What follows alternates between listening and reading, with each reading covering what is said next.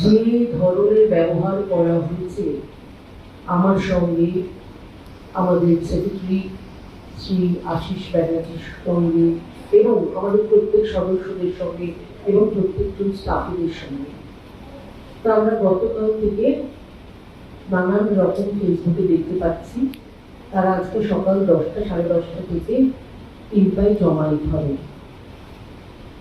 তো স্বাভাবিক কারণেই তখন আমার ইসি মেম্বাররা প্রত্যেকেই বলল যে আগের দিন যখন সামনে পুলিশ থাকা সত্ত্বেও যাদেরকে আমরা খুব ট্রাস্ট করি তারাও সামলাতে পারলেন না, একজন মহিলার গায়ে ধরে হাত দেওয়া হলো, মহিলাকে ধাক্কাধাক্কি করা হলো, যেখানে আমাদের 144 চলাকালেই এই ধরনের আচরণ করা হলো। সুতরাং তারা বললেন যে এই মুহূর্তে আমাদের চেষ্টা করা খুব ইম্পর্টেন্ট ছিল। তো এত মানুষ আমার ইসি মেম্বাররা প্রত্যেকেই বললেন যে আমরা আমাদের বক্তব্য বলতে চাই, কিন্তু আপনাকে যে আমরা সেই সাহায্যটা করতে পারবো সেটা আমরা কোনোরকম গ্যারেন্টি দিতে পারছি না।